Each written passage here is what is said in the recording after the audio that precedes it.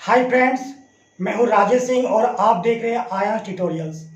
आज आप इस वीडियो में सीएनटी एक्ट क्या है, सीएनटी एक्ट की विशेषताएं आदि को डिटेल्स में जानेंगे।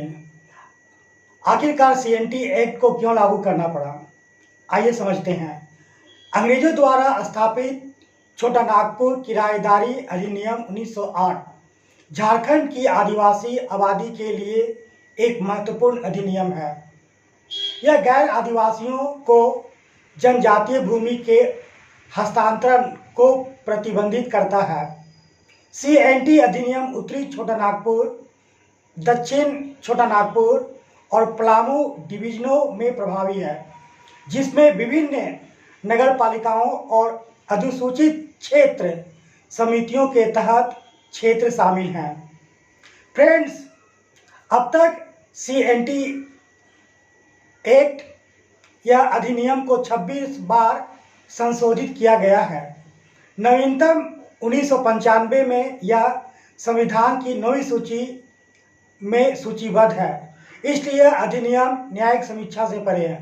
बताते चले कि सुप्रीम कोर्ट को यह अधिकार प्राप्त है कि वह किसी भी कानून को रिव्यू या समीक्षा करके नल एंड वॉइड करार दे सकते हैं, परंतु सीएनटी एक्ट को ऐसा नहीं कर सकते हैं। वो इसे केवल संसद द्वारा ही निरस्त किया जा सकता है।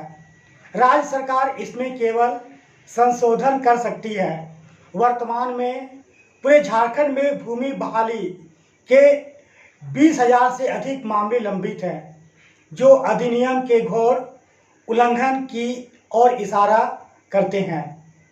फ्रेंड्स, 1962 में बिहार सरकार ने एससी और ओबीसी से संबंधित आर्थिक रूप से कमजोर जातियों ईडब्ल्यूसी इकोनॉमिक वीकर सेक्शन को शामिल करने के लिए सीएनटी अधिनियम में संशोधन किया।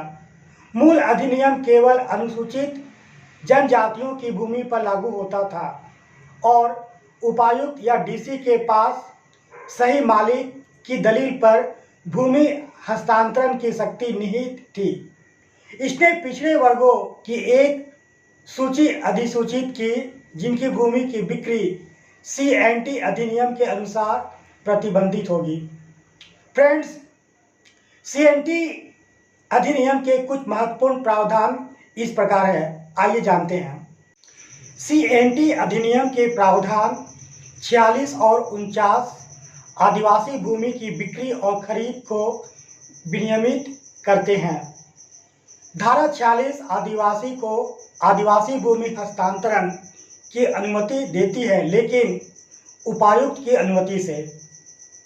लोकप्रिय धारणा के विपरीत सीएनटी अधिनियम भी धारा 49 के तहत आदिवासियों से गैर आदिवासियों को भूमि के हस्तांतरण की अनुमति देता है। यह केवल उद्योगों या कृषि के लिए किया जा सकता है। अधिनियम की प्रासंगिक धाराओं में प्रतिबंध और प्रक्रियाएं निर्दिष्ट है। सीएनटी अधिनियम की धारा 49 के अनुसार आदिवासी भूमि गैर आदिवासियों को भी बेची जा सकती है, लेकिन केवल उद्योग लगाने या कृषि कार्य के लिए। लेकिन इस मामले में अनुमति की आवश्यकता को बदल दिया गया है। उपायुक्तों के बजाय राजस्व विभाग से अनुमति की आवश्यकता है।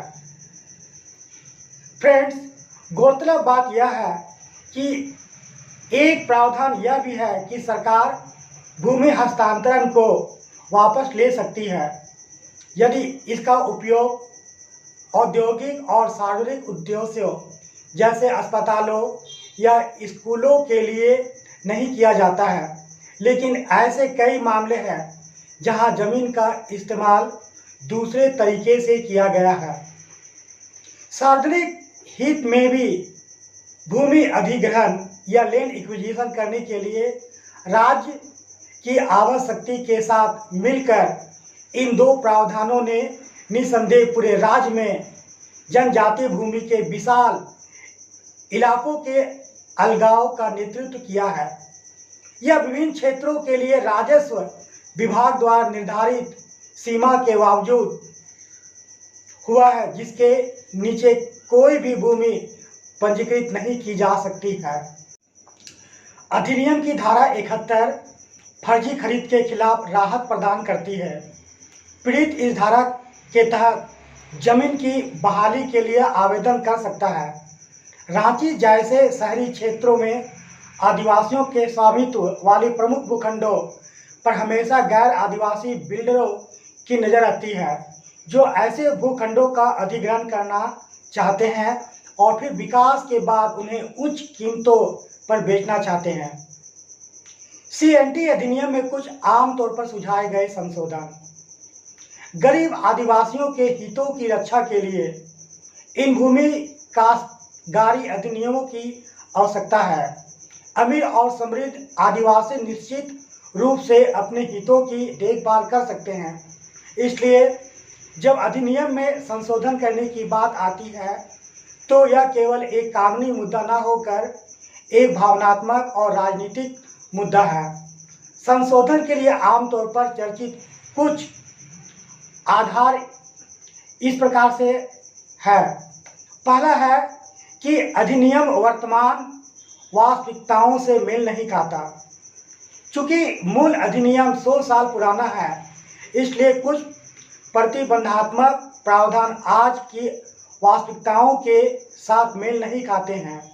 मसलन पहला हो सकता है रियायती जमीन बेचने की शर्त यह है कि बेचने वाला और खरीदने वाला दोनों एक ही थाना क्षेत्र के रहने वाले हों। दूसरा, विक्रेता को यह साबित करना होगा कि उसे चिकित्सा, शिक्षा या घर के निर्माण आदि के लिए धन की वास्तविक आवश्यकता है। और तीसरा, विक्रेता के पास जमीन बेचने के बाद उसके कब्जे में 2.5 एकड़ जमीन बची होनी चाहिए। तो फ्रेंड्स, आपने इस वीडियो में CNT एक्ट का पूरा या संपूर्ण विश्लेषण जाना। Hope you understood everything about CNT Act, and if you are new visitor in this channel, then you are requested to subscribe, like and share this video to your friends and relatives. See you again. Bye.